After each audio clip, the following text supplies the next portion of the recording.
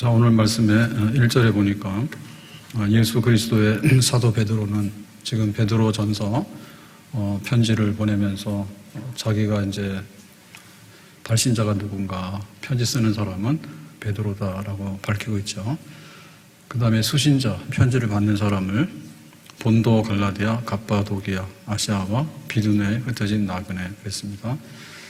여기 보면 본도는 지중해 쪽에 있는 터키 북부 지역이고요.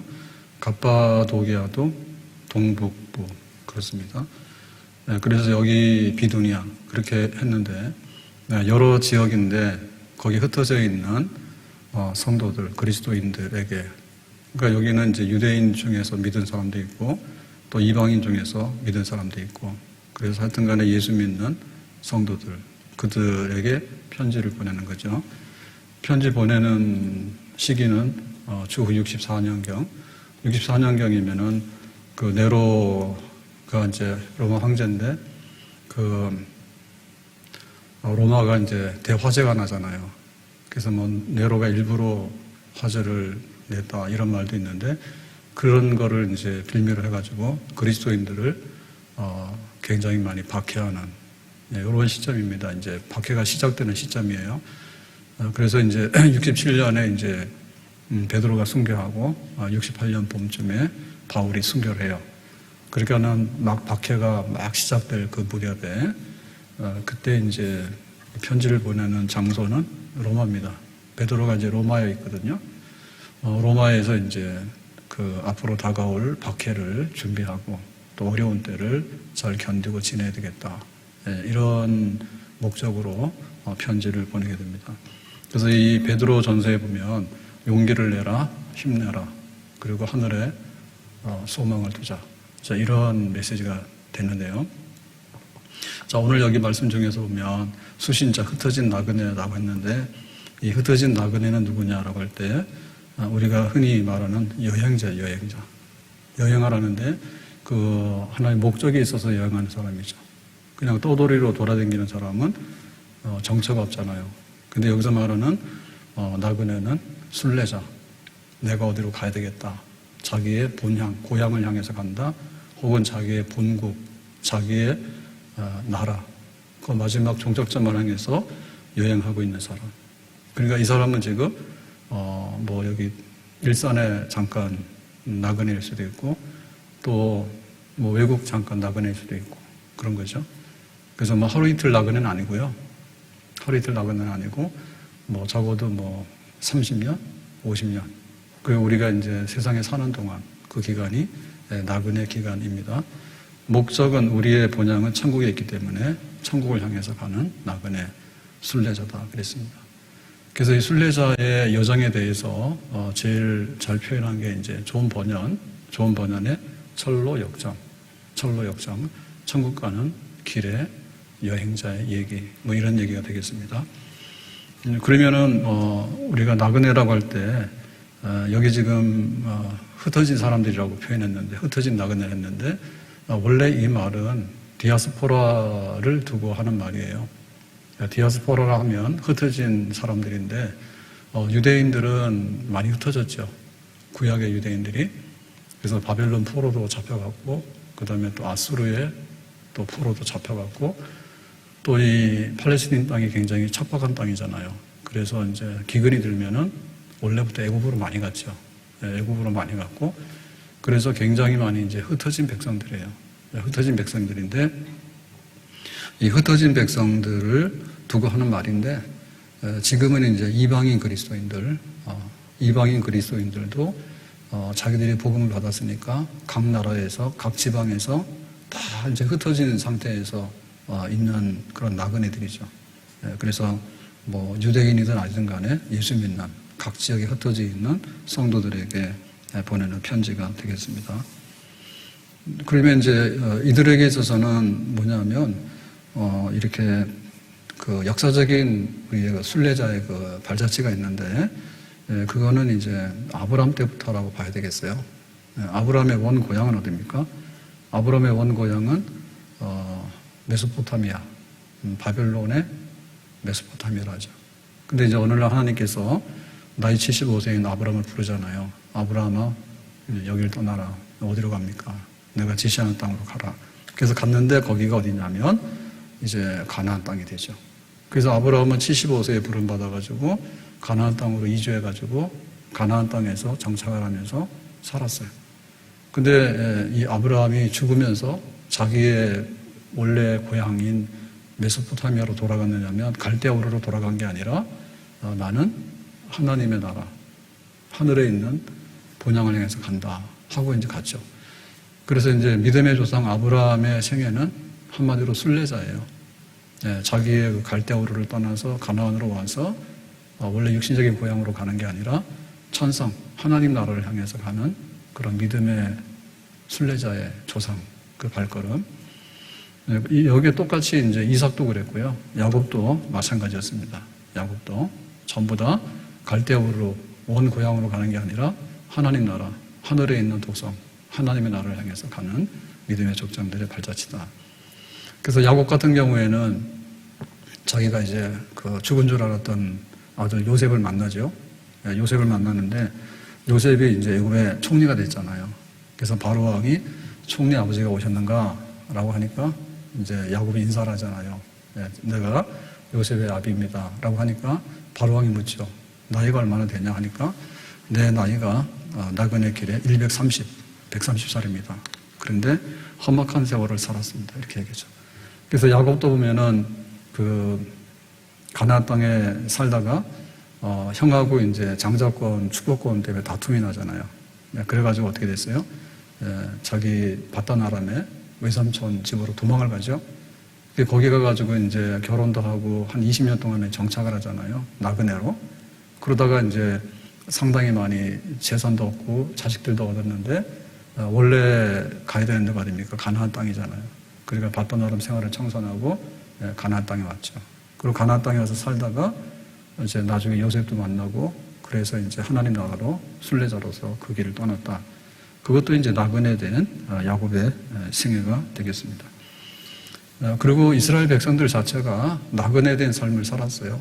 이스라엘 백성들 자체가. 그래서 이스라엘의 출발점이라고 한다면 모세 때의 출애굽, 애굽에서 노예살이하고 있는 백성들이 그 요셉 때 이제 고센 땅에 가서 정착을 하잖아요. 그래서 이제 한 400년 세월이 지나니까 이 야곱의 식구들 이스라엘이 번창을 해서 이제 국가 단위가 되죠. 그러니까 모세가 인도해가지고 이제 애굽을 떠나서 가나안으로 가라 해서 출애굽을 하게 됩니다. 출애굽을 하는데 출애굽을 해가지고 가나안 땅에 들어가는데 얼마 걸렸냐면 40년이 걸렸어요. 40년. 그러니까 항상 이동하는 생활이에요.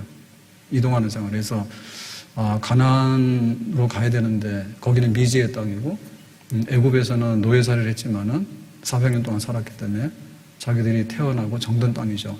근데 이제 애굽으로 돌아가면 희망이 없고 가나안으로 가야지 희망이 있잖아요. 하나님 나라를 건설하려고 하는. 그래서 이제 때로는 애굽으로 돌아가려고 자꾸 하지만은 하나님께서는 구름기둥 불기둥으로 인도하셔가지고 가나안으로 자꾸만 인도하시죠.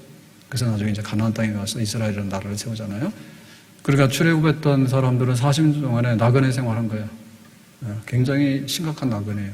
천막 치고 잠깐 머물렀다가 또 가라 그러면 가고 구름기둥 인도하면 가고 그렇게 해가지고 40년을 물론 좀 빨리 갈 수 있었는데 자기들이 이제 그 말을 안 들어서 방황을 많이 했죠. 어쨌든 간에 그 40년 광야 생활은 그야말로 나그네로서 그냥 이렇게 하루하루를 근근히 살아가는 그런 삶을 살았습니다. 그러고는 가나안 땅에 정착을 해서 이스라엘이라는 나라를 세웠는데 사울 왕이 첫 임금이 되고 그 다음에 다윗이 이제 다윗 왕국을 견고하게 세우잖아요. 그 솔로몬 때 이제 부귀영화 가득 찬 그런 영광을 보잖아요. 근데 이 이스라엘이 제대로 이렇게 유지를 못하고 솔로몬의 아들 르호보암 때 남북으로 분단이 돼요. 남북으로 갈라지게 되고 북이스라엘이 아수르에 멸망을 하게 돼 나중에. 그래서 아예 그냥 회복이 안 되고 없어집니다. 그러고 나서는 남쪽의 유다가 또 바벨론의 침략을 받죠. 바벨론의 침략을 받아가지고 또 예루살렘이 다 회파되고 성전이 불타죠. 포로로 잡혀가죠. 포로로 잡혀가서 70년 동안 있다가 예루살렘 돌아오잖아요. 그러니까 포로로 잡혀가는 그 70년 동안 유배된 생활, 그런데 다시 예루살렘으로 돌아오는 길, 그게 나그네예요. 잡혀갔다가 다시 예루살렘을 회복해가지고 우리가 다시 예루살렘 돌아왔다. 그게 이제 또 이스라엘의 역사인 거예요. 출애굽이 모세 인도하에 따라서 나온 출애굽이 첫 번째 출애굽이라 한다면 바벨론 포로로 갔다가 70년 만에 돌아오는 것은 두 번째 출애굽입니다. 하나님께서 다윗에게 한 약속, 다윗의 나라는 영원히 망하지 않는다. 하나님의 백성들은 영원히 내가 버리지 않는다 해가지고 70년 만에 돌아오잖아요. 그 제2의 출애굽이에요. 바벨론 포로 70년 생활 끝내고 돌아왔다. 그랬는데 결국에는 또 어떻게 됐는가 하면 헬라, 그 다음에 이제 로마 해가지고 신약 성경에 기록될 무렵에는 로마의 그 지배를 받는 그런 나라가 돼버리잖아요. 그러니까는 그 로마의 압제에 고통을 받을 때 우리에게 다윗의 자손이요, 우리에게 메시아가 와서 우리가 독립을 얻고 로마로부터 독립을 얻고 잘 살았으면 좋겠다. 이제 그런 소망이 막 있죠. 그런 소망이 있죠. 그래서 그 당시에 이제 사두개인들이나 제사장들이나 이런 사람들은요, 굉장히 그 정치, 경제, 이런 세상의 어떤 세속화된 기득권을 다 가지고 있어요. 정치 권력 다 가지고 있고, 경제적인 이권을 다 가지고 있고 그래요. 굉장히 세속적인 그룹들이거든요. 또 한편에 있어서는 이제 바리새인들은 굉장히 율법적인 거예요. 그래서 하나님 말씀을 소중히 여기고 하나님 말씀을 굉장히 사랑하고 말씀대로 살려고 굉장히 보수적으로 사는 그런 사람들이에요. 근데 이제 한편에 있어서 보면 이 제사장들, 사두개파죠, 주로. 유대교에 세 개 파가 있잖아요. 3대 종파가 있는데 이 사두개파 사람들은 굉장히 세속적이라고. 그러니까 부활도 안 믿고 천사도 안 믿어요. 그리고는 신명기까지만 딱 믿지, 모세 오경만 믿지, 뒤에 나오는 선지서들 안 믿거든요.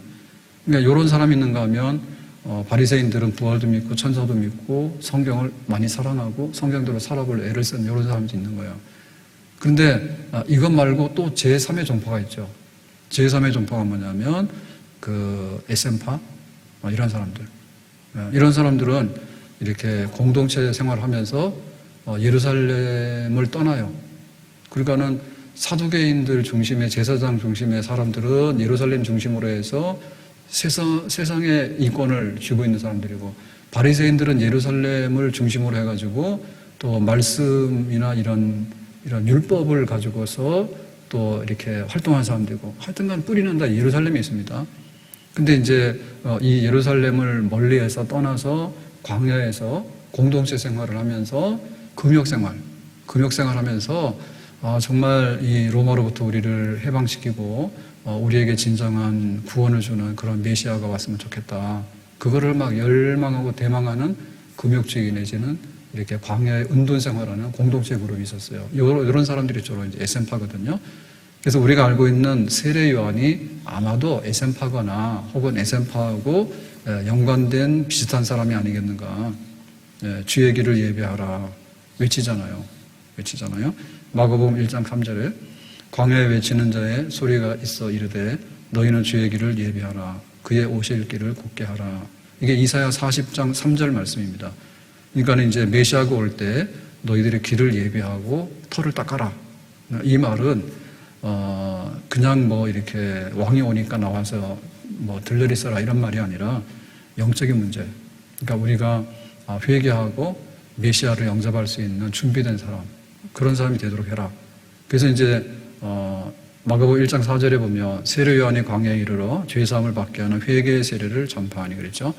너희들이 회개해라. 천국이 가까웠다. 회개하지 않으면은 발등에 도끼가 찍혀가지고 너희도 다 죽을 거다. 그러잖아요. 그러니까 사람들이 세례 요한의 말씀에 복종해가지고 자기의 죄를 다 고백하면서 이제 물로 깨끗하게 씻는 세례 의식을 하잖아요. 그건 뭔가 하면 이제 메시아가 오니까 메시아를 준비한다는 거죠. 예루살렘에 있는 성전이나 예루살렘에 있는 사두개인이나 예루살렘에 있는 바리새인들 가지고 안 되니까 이렇게 따로 나와서 주님의 길을 예비하는 사람들. 그러니까 그 이스라엘의 그 믿음의 조상 아브라함도 갈대우르를 떠나서 가나안 땅에 와서 갈대우르로 간 게 아니라 하나님 나라를 향해서 간 사람이고, 이삭도 마찬가지고 야곱도 마찬가지. 130년 나그네 세월에 나도 이제 하나님 나라로 간다. 그렇게 해가지고 출애굽을 할 때 그 애굽에서 나올 때도 건져내가지고 가나안 땅, 하나님 나라를 향해서 가는 그런 백성이 됐고, 그리고 가나안 땅에 와서 나라를 건설했을 때도 아수르의 멸망을 당하고 바빌론의 포로로 잡혀가지만 다시 예루살렘으로 돌아와서 순례자, 항상 예루살렘, 더 위에 있는 하늘의 예루살렘, 그걸 향해서 계속해서 가는 나그네 된 삶을 이스라엘 역사는 가지고 있었고, 그리고 이제 예수님이 올 때 그때 다 광야로 나와가지고 세례를 받고 하나님 나라를 준비할 수 있는 사람들, 이런 사람들, 천국 하나님 나라를 기다리고 있는 순례자들, 그런 모습으로 그들은 살아왔던 것이죠. 그래서 우리 그 교회를 두고 하는 말이, 성도들을 두고 하는 말이, 우리는 흩어진 나그네야, 우리는 순례자야, 우리는 천국을 향해서 가고 있는 하나님의 백성이야 라고 얘기를 하는 거예요. 죄 많은 이 세상은 내 집 아니네. 다 같이요. 내 모든 보화는 저 하늘에 있네. 저 천국 문을 열고 나를 부르네. 나는 이 세상에 정들 수 없도다. 다시. 죄 많은 이 세상은 내 집 아니네. 내 모든 보화는 저 하늘에 있네. 저 천국 문을 열고 나를 부르네. 나는 이 세상에 정들 수 없도다. 죄 많은 이 세상은 내 집 아니네. 내 모든 보화는 저 하늘에 있네. 저 천국 문을 열고 나를 부르네. 나는 이 세상에 정들 수 없도다. 그러면 이제 우리는 확실히 여행을 하는데 그냥 뭐 두리번 하는 게 아니라 우리 본향과 하나님 나라라고 하는 뚜렷한 목적지를 향해서 지금 지나가고 있는 나그네다. 그러면 이 나그네는 어떤 행동을 하고 어떻게 살아야 될 것인가가 나오는 거죠. 예. 나그네가 이렇게 순례길을 가다가 자기가 가는 목적을 잊어버렸어요. 그리고 거기 주저앉았어요. 그럼 어떻게 돼요? 그거는 나그네가 아니고 순례자가 아니죠. 순례자 아니죠. 예, 우리가 그 전번연의 그 철로역정에도 보면은 돌아서는 사람 많거든. 돌아서는 사람. 왜? 소돔성이 불타서 도망가다가 소돔성이 좋아가지고 돌아서는 사람도 있잖아요. 그건 뭐, 그 롯의 아내 소금 기둥이 됐다. 세상 좋은데 뭐 천국이 뭐 필요 없어. 다시 세상으로. 데마 같은 사람도 세상을 사랑하여 데살로니가로 갔다 바울을 버리고 그랬죠.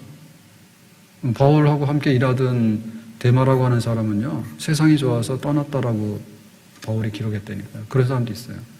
그러니까 순례길을 가다가 그냥 세상이 좋고 돈이 좋고 뭐 이래가지고 거기에 주저앉아가지고 자기 목적을 상실한 그런 사람들도 있어요. 예. 그리고 타협한 사람도 있죠. 타협해가지고 정말 뚜렷한 어떤 그 순례자의 어떤 삶의 태도를 잃어버린 사람들 있잖아요. 잃어버린 사람들. 그냥 꾸역꾸역 살아가는데 이 사람이 세상 사람인지 아닌지 완전히 세상으로 돌아가는 사람도 있고, 또 가더라도 세상 사람처럼 막 이렇게 혼동이 돼가지고 자기의 그 본 모습을 잃어버리고 살아가는 사람이 있죠.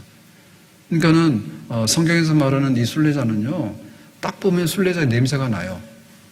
그리고 순례자의 그 어떤 향기가 나요. 그리고 거기에 어떤 품이나 이런 게 막 거의 배어 있어요. 거기에 딱 그렇게 돼 있죠. 보면은. 네.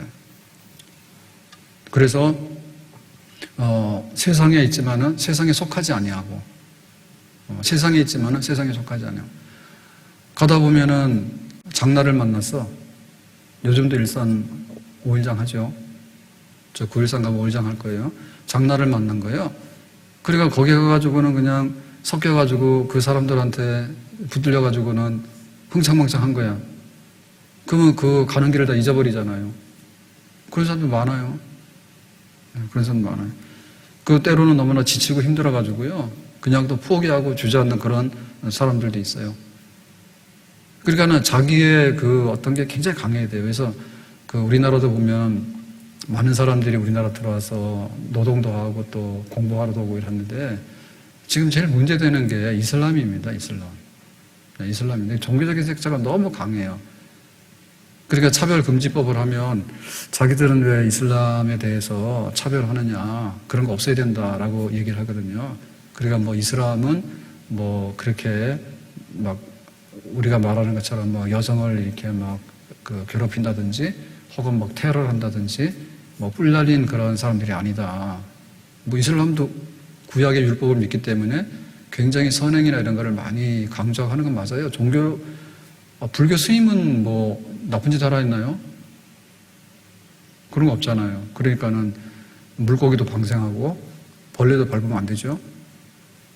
예, 그래서 방생을 잡힌 놈을 해야 돼. 낚시를 하지 말아야 되는데 잡아놓은 놈을 돈 주고 사가지고 또 가서 풀러주고 그런 거 한다니까. 그 왜 물고기들을 괴롭혀요? 사는 대로 놔두지. 잡아다가 또 돈 주고 사가지고 풀러주고. 아무튼 간에 벌레 밟으라요, 안 밟을라요? 밟지 말라 하죠. 그냥 스님 말씀에 벌레를 밟아라. 혹은 뭐 메뚜기를 튀겨 먹어라. 이런 거 없을걸요, 아마? 네, 건강을 위해서는 뭐 고기를 좀 드시라는데 막 고기를 많이 먹는 스님들 많은 것보다 몰래 가가지고. 중이 고기만 알아가지고 그런다. 그러니까 뭐 종교적인 이런 걸로 보면은 불교나 이슬람이나 어느 교나 뭐 나쁜 게 뭐 있겠어요. 그러니까는 그게 오해다 뭐 이렇게 해가지고 하는데, 그러니까 우리가 볼 때 물론 종교를 다 이해하고 뭐 선한 기능이 있기 때문에 그렇게 나쁘게 볼 필요는 없죠. 근데 그 영적인 면에 있어서는 너무 강하거든요. 그래서 그 사람들 얼마나 독한가 하면요. 한국에 와서 생활하는데 제일 불편한 게 뭐냐라고 얘기를 하면 그 부정한 음식이 있죠. 예, 먹어서는 안 되는 음식, 구약적으로 말하면 그거를 굉장히 지키거든요. 그래서 자기들 검사받은 음식을 하라고. 예, 여기 이슬람 믿는 사람들이 먹어도 되는 안전한 음식을 하라고 그 마크가 있어요. 그거 해달라는 거예요. 그 정도로 종교색이 강해요. 우리는 막 먹잖아. 잡식입니다. 그냥 막 먹잖아. 근데 절대 부정한 거, 예를 들면 뭐 돼지 이런 거 굉장히 안 좋거든요. 그러니까 아주 유명하다니까요. 여기 속에 뭐가 들어갔느냐. 그 성분을 다 줘야 되는데 우리도 사실 물어도 대답을 못해요. 왜냐하면 우리는 별로 개념 없이 믿기 때문에 여기 돼지고기 성분이 들어갔냐. 그럼 우리도 식품사가 다 들여다봐야 되는데 글자가 깨알 같아가지고요. 잘 안 보여요. 근데 그 사람들은 그렇게 예민한 거예요. 그러니까는 막 율법적으로 굉장히 강력합니다. 굉장히 강력합니다. 그냥 우리가 살아가면서 이렇게 그리스도인으로서 순례자로서 그런 모습을 정말 이렇게 비춰야 되거든요. 그걸 드러내야 된단 말이에요. 근데 뭐 시장 가서 흥청망청, 또 어디 가서 흥청망청, 뭐 이런 식으로 하면은 우리의 그 본 나그네로서의 그 모습을 잃어버리게 되는 거지. 등산하는 분들이 그냥 가는 게 아니라 보면은 배낭 딱 메고 등산복 해고 다 가잖아요. 그 걸어갔다가 전철 타고 또 걸어오시는가 봐. 딱 보면 멀리서 보면은 아, 등산이나 뭐나 했겠다 이렇게 알게 되죠. 근데 황룡산 가면서 100만 원짜리, 200만 원짜리 등산복을 입고 가지 말아 했더니 너무 돈이 많아가지고 세트로 하면은 그 비싸다며. 그래 동네 뒷산 가는데 막 200만 원짜리 등산복 하고 간대요. 히말라야 갈 때 하세요. 근데 그렇게 뭐 비싼 게 아니더라도 사실은 복장을 보면 알거든요. 이 사람이 정말 등산을 하는 사람인지, 이 사람이 순례자고 나그네인지 보면 안 돼. 사는 걸 보면 안 되니까요. 세상 너무 좋아가지고요. 여기서 푹 썩어 지내려 하는 사람이 아니라 내일이면 천막 걷어서 가는 사람이잖아요. 잠시 세상에 내가 살면서 항상 찬송 부르다 날이 저물어 오라 하시면 영광 중에 나가리. 열린 천국문 내가 들어가 세상 짐을 내려놓고 빛난 면류관 받아 쓰고서 주와 함께 길이 살리. 잠시 세상에 내가 살면서 찬송 부르다가 날이 저물어 오라 하시면 영광 중에 나아가리. 열린 천국문 내가 들어가 세상 짐을 내려놓고 빛난 면류관 받아 쓰고서 주와 함께 길이 살리. 아멘. 그러니까 항상 우리는 높은 곳을 향해서, 저 높은 곳을 향해서, 목적을 향해서 그렇게 하나님 앞에 나아가는 거예요. 근데 이 세상의 사람들은요, 여기를 위해서요, 피와 땀과 진액을 다 쏟습니다. 우리는 저 위에 있는 하나님 나라와 하나님의 부르심을 따라서 거기가 본향이고 거기가 우리 진짜 나라예요. 그래서 우리는 거기다가 목적을 두고 우리의 힘과 모든 진액을 다 쏟아서 우리는 계속해서 가고 있는 사람들입니다. 아멘. 이 땅에 건설하는 것 중에 보면요, 자본주의 나라는요, 돈으로 건설하는 나라예요. 그러니까는 아파트나 이 상가나요, 무조건 올라가요. 뭐 100층, 200층을 왜 올라가야 되는지 모르는데 올라가요. 쫙 올라가는 거예요. 그 다음에 뭐든지 조금 더 편리해야 돼요. 그래가지고는 물건도 좋은 걸 만들고 비싼 걸 만들어요. 제가 자꾸 얘기해서 미안한데, 아니 외국 가면, 네, 오늘도 주차하다가 범퍼 쪽에 조금 상처 났어요. 네, 괜찮긴 한데. 사전 투표하러 갔거든요. 걸어가자 그러니까 차 타고 가지. 그거 얼마 되지도 않는데. 갔다. 주차를 하는데, 그 소방도로 있죠. 이면도로 뒤에. 거긴데 차가 한쪽으로 다 서 있는데, 이쪽으로 서니까 사실은 통행이 잘 안 되는데, 거기 비었다고 옆에서 거기 주차하면 되겠다 하더라고요. 그래서 앞으로 갔다 뒤로 가야 되는데, 앞으로 그냥 가면 잘 안 될 것 같은데, 이쪽에 있어서. 그러다가는 경계석, 이 무행자도로 그 경계석 있잖아요. 도로하고. 거기에 싹 하는데 싹 긁혀가지고, 차 범퍼가 다 플라스틱이더라고요. 찌 그러더니 나는 뭐가 확 망가진 줄 알았더니 플라스틱이라서 조금 이렇게 터졌는데, 아무튼 그랬어요. 근데 날마다 그 주차장에 가서 이렇게, 저는 밤늦게 들어가는 편이잖아요. 12시 남아서 1시 사이 이렇게 들어가니까. 가보면 주차가 차 댈 데가 없어요, 잘. 겨울에는 뭐 말할 것도 없고요. 지상에도 있는데, 저희 아파트는 굉장히, 주차 공간이 많은 데예요.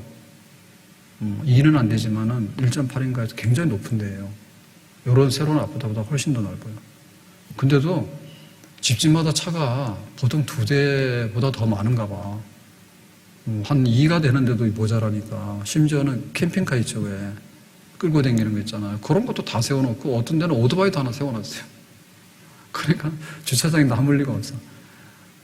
그러면 그것도 하면, 주차되는 게, 눈 오는 날은 그냥 일찍 퇴근입니다, 저도. 눈 오는 날은 겨울에 1년에 몇 번은 안 되겠다 싶으면 초저녁에 가는 거예요. 밖에서 세워놓게 뭐 해서. 차들이 커가지고요. 근데 보면 막, 좀 신경 거스리더라고. 다 큰 차야, 다. 다 큰 차야. 그래가지고 어떻게 찾아가지고 라인 딱 들어가려고 그러면은 라인은 그려져 있는데 차 문이 잘 안 열리겠다니까. 양쪽이 다 커가지고는 이 라인 쪽으로 딱 붙어 있어가지고 안 되겠더라고요. 하여튼 간에 돈으로 이 세상을 경영을 해요. 그러니까는 더 좋은 거, 더 좋은 거, 더 좋은 거, 더 큰 거, 더 멋있는 거, 더 뭐 한 거 해가지고 그냥 이것도 명품이야. 수건도. 이거 잘 빨아가지고 다닙니다, 요새. 수건이요, 이게 물로 세탁을 해도요, 금방 말라요. 이거 할만해요. 그걸 그냥 해가지고 놔두면요, 금방 샥 마릅니다, 이게. 그러니까 이게 손수건이지, 소재가. 괜찮은 겁니다, 이거. 비싼 거는 비쌀 거예요, 아마. 그러니까 좋은 거 하는데 전부 다 뭐냐면 돈 놓고 돈으로 키우는 거야. 여기다가. 그래 막 지극정성을 다하는 거야. 싼 집이 어디냐. 비싸더라도 좋은 집이 어디냐. 막 눈이 뻘개가지고 그러다 가면은 돈 버는 집은 몇 터지는 거예요. 좀 민망할 정도예요. 차이가 있을 수도 있지만 차이가 없는 경우도 있거든요. 근데 막 식당도 어디 가면 막 복잡해 난리인데 여기는 가면 텅 비었단 말이에요. 이거 돈 때문에 그래요. 요만큼 내고 좋은 걸 먹으려고 하고 이거보다는 더 좋은 걸 누리려고 하니까. 호텔 가도 10만 원이면 되는데 어떨 때 가면은 막 30만 원, 50만 원 돼요. 하룻밤도. 그럼 얼마나 차이가 많이 나는지 몰라요. 차이가 분명히 납니다. 근데 우리 같은 경우는 잠만 자니까 잘 모르는데 그래도 뭐 침대도 그렇고요. 차이가 나요. 침대 크기도 그렇고 차이가 나고요. 수영장에다 헬스에다 뭐 이런 부대시설 있잖아요. 저희랑 상관이 없습니다. 평생에 수영장 안 가는 사람이 호텔 수영장이 무슨 말이에요?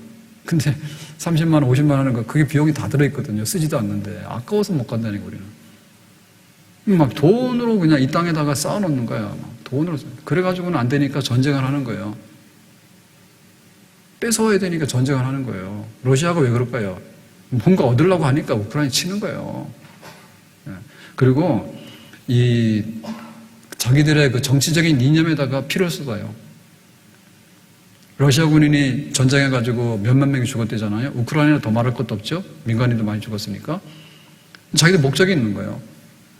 그러니까 이 땅에다가 나라를 건설하는데 피 흘려라고 공개적으로 얘기하는 게 공산당이고, 예, 아주 극단적인 사회주의입니다. 피를 뿌려가지고 피를 요구하는 거예요. 그래가지고 반동이면 다 죽이는 거예요. 이 땅에다 뭘 건설하려고요? 자기들이 생각했던 이념의 나라를 건설하기 위해서 이 땅에다가 얼마나 많이 정치적으로 사람들을 숙청하라고 죽이고 막게 합니까?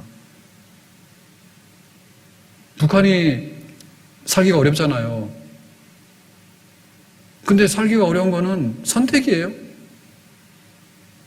자유 경제, 자본주의 경제를 안 하기 때문에 그런 거예요. 그 중국에서 코치하잖아요. 사회주의 하더라도 좀 자본주의 받아들여가지고 경제를 살리려 안 하잖아요. 왜? 자기들 싫다고 해요. 자기들의 권력이 없어지든지 아니면 김일성이 주체사상이 없어지기 때문에 자본주의 물들면 안 된다고 안 하는 거예요. 그리고 그렇게 못 사는 거예요. 그러니까는 철저하게 이 세상 중심입니다. 혁명을 위해서 피 흘려라. 그거 피 흘려 죽어도 된다고 해요. 가차없이 막 숙청을 하잖아요. 가짜없이 숙청하잖아요. 그러니까 그 중심이 뭐냐면 세상이 영원하다고요. 근데 사실 세상이 영원하지 않아요. 지금 여기 베드로가 로마로 와가지고 로마에 머물면서 지금 편지를 쓰고 있는데 64년경에 로마는 영원하다 이렇게 생각했거든요. 사실 1000년을 가잖아요. 제국 중에서는 엄청나게 오래가는 나라거든요. 근데 나중에 로마도 망하지 않습니까? 그러니까는 이 땅에 있는 그 나라들이요, 자기의 그것을 위해서요, 얼마나 많이 세금도 거두고, 얼마나 많이 군인들도 데리고 가고, 그 다음에 전쟁도 해가지고 피도 흘리고 그런지 몰라요. 그게 다 뭐냐면, 한마디로 이 세상에 머물기 위해서, 이 세상이 영원하고 우리나라가 영원하다는 거예요. 자기들의 이념이 있죠. 자기들의 정치 사상이 있잖아요.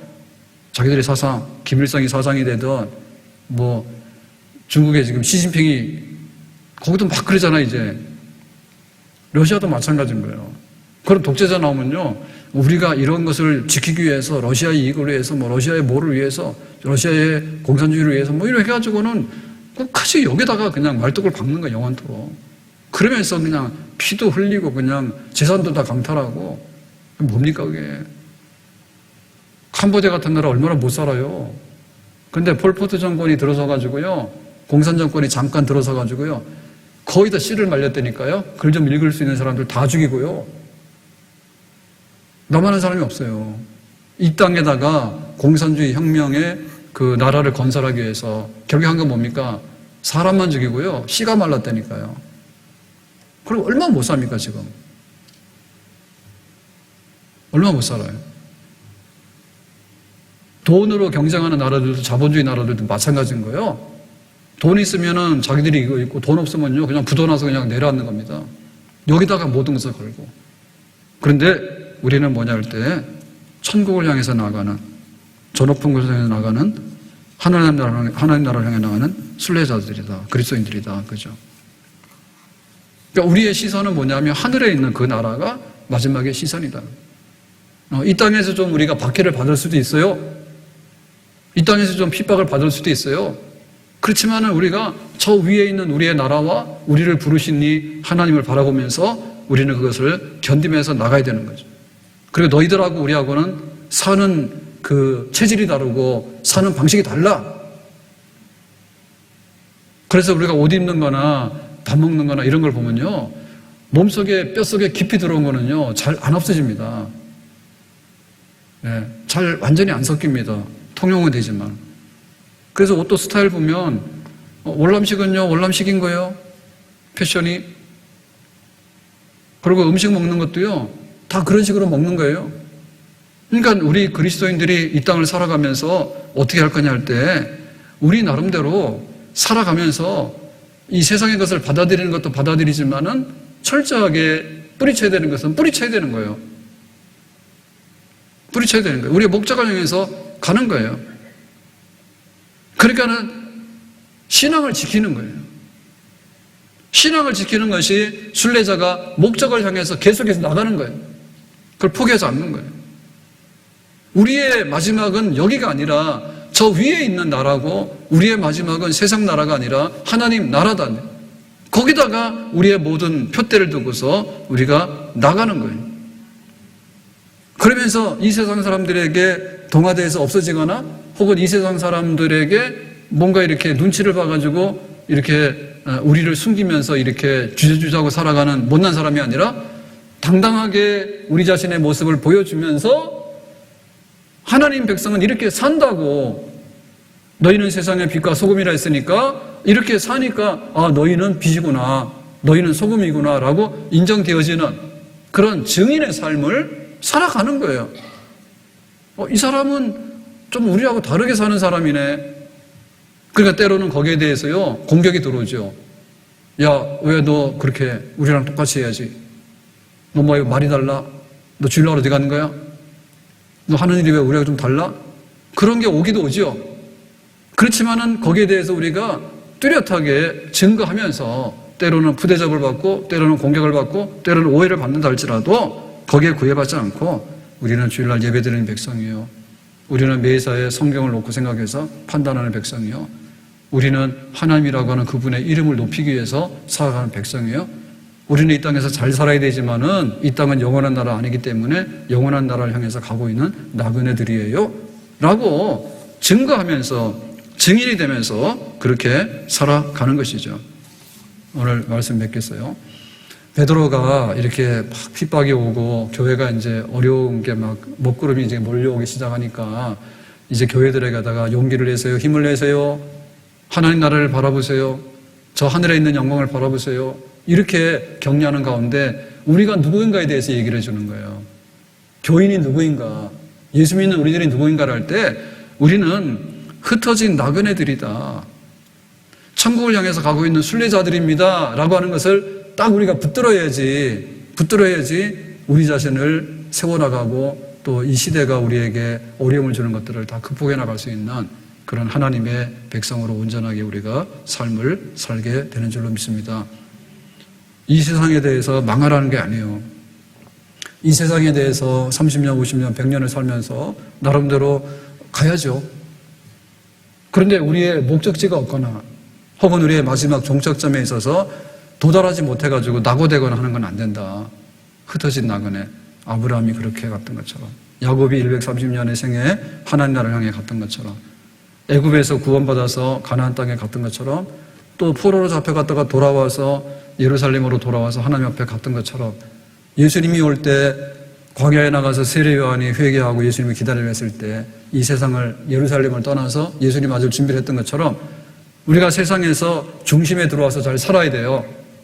그런데 중심에 들어와서 산다 해가지고 앞에 있는 하나님 나라를 거부하거나 하나님 나라를 부정해버리고 이 세상의 사람처럼 동화돼서 썩어지는 세상에서 없어지는 백성은 아니 된다. 저 높은 곳을 향해서 가는 백성이 될 때 세상의 불편함이나 세상 사람들하고 차이점에 대해서 우리가 잘 견뎌내면서 우리다움을 지켜나갈 수 있는 온전한 순례자로서 삶을 살게 되는 줄로 믿습니다. 교회는 끊임없이 가야 되거든요. 교회는 끊임없이 가는 거예요. 계속해서 이동하는 거예요. 이번 주간에 굉장히 좀 변화가 있었어요. 어떤 변화가 있는가 하면, 제가 수요 예배 마치고 나서, 수요 예배 때 산부 찬양 얘기를 좀 했지만, 산부 때 찬양 얘기는 좀 약간 지엽적인 얘기고요. 저도 이렇게 생각은 하고 했는데, 그게 안 들어오더라고. 근데 수요일 날 오후에 가만히 생각해 보니까, 예배가, 저녁 예배가 이제 주일 저녁으로 갔는데, 원래 오후 예배를 드렸잖아요. 교회 식사를 하고. 그래서 그거를 해야 되겠다는 생각이 들더라고. 그래서 딱 지금 우리가 딱 잠겨 있는 게 뭔가 하면, 이제 실내에서는 마스크를 쓰라고 하니까 예배 드릴 때 마스크 쓰고, 우리가 또 셀 모임이나 모든 거 다 할 수 있어요. 마스크만 쓰면 다 할 수 있어요. 그 정도는 해야 되는 거죠. 그래 살잖아요. 그거 되고 있는데, 다만 이제 우리 교회에서 좀 신중하게 하느라고 이제 식사하는 거하고 차 마시는 거 있죠. 식사하고 음료수 마시는 문제를 교회에서 다 다 없는 거니까 마음대로 하세요라고 하는 거를 금지시켜 놨어요. 근데 세상에서는 다 풀었어요. 식당에 뭐 제한이나 술집에 제한하는 아무것도 없어요, 지금. 그래서 한때는 교회에서 취식하는 거를 금지한다고 정부에서 해가지고 절대 모이지도 말고 먹지도 말고 찬양하지도 말고 그랬는데 그거 다 없어졌어요. 그냥 우리 교회가 그냥 가지고 있는 거예요. 그래서 지금도 제 생각엔 변함이 없어요. 교회에서 마스크 풀어놓고 밥 먹고 커피 마시고 다 하는 거는 저는 그렇게 하고 싶진 않아요. 왜냐하면 예배 드리는데 마스크를 쓰면서 찬송하고 기도하는데 불편을 겪으면서 지금 예배를 드리잖아요. 근데 예배 끝나자마자 내려와서 1시간이고 2시간이고 밥 먹고 커피 마시고 마스크 풀어놓고 침 튀기고 막 하는 거는 우리의 본업이 아니죠. 교회 예배 드리러 왔잖아요. 기도하러 왔잖아요. 근데 실내이기 때문에 부득불 코로나 감염을 막기 위해서 우리가 마스크를 쓰면서 이렇게 불편한 가운데 예배를 드리고 있잖아요. 근데 예배 드리고 나서 1시간 예배 드렸는데 셀 모임이나 식사 모임이나 교회에서 2시간, 3시간 하는 거야, 지금. 식사하고 커피 마시고 또 이따가 하고 커피 마시고. 그때는 뭐냐? 마스크 풀어놓고 세상처럼 다 하게 되면은 우리가 교회 와서 예배 드릴 때 마스크를 쓰고 하는 그것이 별 의미가 없잖아요. 예배 시간에 사실 이거 마스크 풀어도 별 문제가 없어요. 뒤에 사람 뒤통수 침이 내 앞으로 날라올 리는 없어. 무슨 침이 360도로 돌아가서 앞으로 돌아올까? 그런데 우리는 예배 시간에 이걸 하고 있잖아요. 마스크를 쓰고 있잖아요.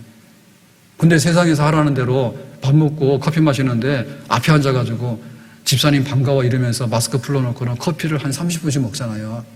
네, 마셨다가 떠들다가 막 했다가 또 마셨다가 뭐 이렇게 하면 30분도 하잖아. 근데 뭐요? 침 다 튀기면은 예배 시간에는 그렇게 불편한데 마스크 쓰고 있는데 그러니까 그거는 좀 하라고 그래도 내가 못한다. 그래서 지금 안 했던 거거든요. 그래서 간단히 말씀드리면은 고민하는 풀어야 될 문제가 조금 취식하는데 완전히 저렇게 술집이나 음식점처럼은 못하고 교회에서 예배 드리는데 마스크 쓰고 예배를 드렸는데 밑에 내려가서 식당에서는 마스크 다 풀고 막 먹고 떠들고 그렇게 하는 거는 안 맞지 않는가. 그렇게는 못하겠다. 다만 칸막이라도 해서 식사할 때는 마스크를 풀고 식사를 하지만 차 마실 때는 마스크를 풀어야 되잖아요. 커피 마시는데 마스크 쓰고 뭐 넣어가지고 먹을 수 있는, 깜짝이야. 그런 방법은 없잖아요. 그러니까는 그 지정된 자리에서 식사나 음료수는 하시고 떨어져서 뭐 말해도 돼요. 그렇게 하는데 그런데 이제 그게 끝나고 나면 그냥 마스크 쓰고 테이블에 둘러앉아서 뭐 그냥 교제를 하시든지 셀모 하시든지 모든 거는 다 가능하지 않을까 그런 생각을 해봤어요. 세상에는 변화가 많아요. 네, 코로나 없을 때도 있었고 코로나가 있을 때도 있고 뭐 교회 오지 말라는 때도 있었고 지금은 또 교회에서 뭐 밥 먹어도 문제가 없다 하잖아요. 세상에서 그러네요. 교회에서 밥 먹어도 문제 없다 하잖아요. 지금 뭐라 합니까? 지금 아무 말도 안 하는 거예요. 왜냐?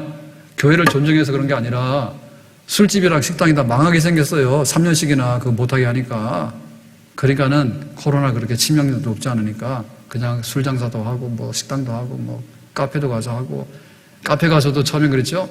커피 마실 때는 잽싸게 마시고 마스크 내린 다음에 카페에서도 그 다음에 마스크 쓴 다음에 대화를 하세요. 어느 카페가 그렇게 합니까? 네. 당신 빨리 커피 마신 다음에 마스크 쓰고 대화하세요. 그러면 거기 손님 아무도 안 가. 안 한단 말이에요. 그래서 세상이 그렇게 돌아가야 되기 때문에 돈 때문에 경제가 돌아가야 되기 때문에 풀어놓은 덕에 교회에서 뭐라고 말 안 해요 지금. 그렇지만 우리는 세상에 이러든 저러든 간에 하나님 앞에서 순례자야. 계속해서 가는 거야. 이 세상에 잡히지 않아. 때로 교회 오지 마라 하더라도 교회 와야 될 때가 있어요. 교회 모이지 마라 하더라도 우리는 교회 와야 돼. 근데 이제는 마스크 풀고 먹으라고요. 가서 우리는 못하겠다고요. 예배 시간에 마스크를 안 풀었는데 교회 와가지고 커피 마시는데 마스크 풀어놓고 계속해서 그렇게 할 수는 없다고 그러죠. 우리가 원래 쟁취하고자 하는 게 뭐냐면 예배 드리는데 자유잖아요. 코로나 감염 없이 건강하게 마음껏 찬송하고 마음껏 기도하고 성도들 마음껏 손잡고 그게 우리의 소원이잖아. 근데 그거는 지금 안 된다며. 아무튼 우리가 가는 길에 오르막도 있고 내리막도 있고 때로는 교회를 지금은 뭐 취직하라고 하는 건 똑같은 거예요. 교회에서도. 그걸 우리 못하겠다고요. 어떨 때는 멀쩡한데도 15명 오면 오래 예배당에 그러니까 막 들었다 놨다 그게 나그네들이 겪는 불편함이에요. 괜히 친절하게 해줄 때 있다는 거예요. 괜히 친절하게. 가는데 인심 좋은 데서는요, 와서 우리 밤에 오늘 우리 집에 자고 가시고요. 막 대접도 막 한단 말이에요. 근데 싸나운 데 걸리면요, 다 털려요. 잘못하면 목숨도 잃어요. 험악한 동네 갔다가는. 그게 지나가는 나그네 된 우리의 순례자의 길이요. 그러니까 교회가 거기에 대해서 세상이 잘해준다고 거기 가서 엎어가지고 아이고 주저앉아서 포기하면 안 된단 말이죠. 우리랑 놀자 그래가지고 안 놀아. 그럼 뿌리쳐 가야 되지. 시장 바닥에 가가지고 우리랑 놉시다. 막 저기 막 홍대 클럽에 가가지고 우리랑 놉시다. 안 놀아. 그럼 가야 되지. 그리고 어떨 때는 뭐 우리를 위협하거든요. 너 그냥 가만 둔다고 위협한단 말입니다. 겁나잖아요. 그래도 가는 거예요. 잘해줘도 뿌리치는 거고 뭐 위협하더라도 가는 거고 우리는 목적지를 향해서 뚜벅뚜벅 걸어가는데 할 수만 있으면 이 땅에서 우리의 본분을 다하면서 증인된 삶, 참 하나님 믿고 천국 가는 백성들은 저렇게 아름다운 모습으로 가는구나 라고 감동을 주면서 우리의 가는 길을 다 가야 될 줄로 믿습니다. 그러니까 코로나 시대도 완전히 간 건 아니지만은 어느 정도 쑥 졌고 그리고 다시 코로나가 심해져가지고 더 뭐 하라 마지 마라 이런 일이 올 수도 있어요. 어쨌든 간에 중심은 우리가 가는 거예요. 네, 천천히 가든 빨리 가든 때로는 오르막길을 가든 때로는 등산 가더라도 내리막길이 있거든요. 편한 길을 가든 힘든 길을 가든 우리의 목적지를 향해서 계속해서 나그네 된 길을 흩어진 나그네들은 가는 길인 거예요. 영적인 진보를 이루는 겁니다. 아멘? 전쟁통에 태어났으면은 전쟁통에 교회를 다니면서 예수 믿는 거고요. 평화롭고 번영된 때에 태어났으면은 그런 혜택을 누리면서 또 하나님을 섬기면서 우리의 갈 길을 가는 거예요. 코로나 때문에 이렇게 당할 줄 누가 알았어요? 그치만 우리는 거기에 발목 안 잡힌다니까요. 계속해서 가야 될 줄로 믿습니다. 아멘? 세상 사람도 할 거 다 하는데 왜 교인들만 코로나에 발목 잡혀가지고 신앙생활이 사슬에 묶여가지고 쩔름바리가 됐는가? 그런 건 아니죠. 예, 할 수만 있으면 잘해줘도 뿌리치고 가고 핍박하고 박해도 뿌리치고 가고 그냥 우리가 본심으로 우리의 목적을 향해서 우리는 우리의 본분을 다하는 그런 움직이는 교회, 살아있는 교회, 하늘의 소망을 두는 교회, 저 높은 곳을 향해서 힘껏 소망 중에 희망을 가지고 나가는 교회. 우리 가정도 마찬가지로 봅니다. 가정에 좋은 때가 있으면요 정말 행복한 것 같아요. 그런데 영원한 가정은 없어요. 애들이 말 잘 들을 때는 재롱떨 때지. 근데 뭐 중고등학교 가면은 그때부터요 뭐 난리법석이에요. 지들 멋대로 한다니. 그러니까는 우리 가정도 계속해서 행진해서 가는 거예요. 다 변해요. 네, 성인이 돼서 독립에 나가기도 하고 결혼해서 나가기도 하고 뭐 온갖 일들이 다 있어. 부부간에도 뭐 이혼하기도 하고 부부간에도 뭐 하나가 병이 나서 드러눕기도 하고 참 그래요. 이 세상이 조용하지가 않아. 근데 한결같이 우리 가정이 하는 건 뭐냐면 저 높은 곳을 향해서 갑니다. 흩어진 나그네로서 우리는 천성을 향해서 가는데 그 소설가 소설 쓰신 거기 보면은 어머니는 죽지 않았다. 거기에 보면 그런 게 나옵니다. 우리 가족들을 묘사했을 때 가족을 어떻게 묘사했는가 하면 잠깐 이 세상에 와서 이렇게 같이 지내다가 하나님 나라로 다 가는 그런 가족이라고 표현했는데 맞는 것 같아요. 우리 가족 식구들도 천국 가는 길에 한 어깨동무를 하고 한 집에서 추억을 나누면서 부모 자식이라고 하는 그런 인연을 가지고서 살다가 하나님 부르시면 가는데 어떨 때는 자식이 먼저 가요. 자식이 먼저 갈 수도 있어요. 그래서 우리는 우리 가족 식구들도 붙들어 매고 행복이 붙들어 매져 있는 것 같지만은 그렇게 될 리가 없고요. 가다 보면은 이렇게 되기도 하고 가다 보면 이렇게 되기도 하고 뭐 아주 인생사가 복잡합니다. 가정마다. 그러나 꾸준히 가는 겁니다. 꾸준히. 가정의 식구들도 꾸준히 가는 나그네들이요. 근데 그 나그네가 천성을 향해서 믿음을 가지고 가면 한 순례자로서 어깨동무하면서 가는 복 있는 가정이 되는 거예요. 하나는 천국 가는데 하나는 반대로 가고, 부부가 시작은 같이 손잡고 있는데 나중에 남이 돼버리고, 태어날 때는 부모가 자녀가 나와서 이렇게 양육을 했는데 어느 날 보니까 자식이 앞서서 가버리고, 이래버리면은 그 가정 힘들거든. 목적을 향해서 가는 가족, 한 목적을. 우리 교회도 끊임없이 변하거든요. 천국 가는 성도들, 태어나는 성도들, 시험 들어서 나가는 성도들, 다시 회개하고 돌아오는 성도들 뒤섞여 있는데 끊임없이 나그네로서 움직이는 교회. 그러니까 우리가 정신 바짝 차리고 순례자의 길에 낙오되지 말고 우리의 가는 대열에서 함께 손잡고 천국 가는 기쁨을 공유하면서 서로 위로 격려하고, 좋은 때가 오더라도 세상을 뿌리쳐야 돼. 핍박이 오더라도 세상은 우리가 극복하면서 가야 되는 거예요. 우리의 목적을 향해서. 아멘? 그래야지 우리가 용기를 얻고 힘을 얻고 우리의 가야 될 길을 잘 갈 수 있는 복된 성도, 승리하는 성도가 되는 줄로 믿습니다. 기도합니다.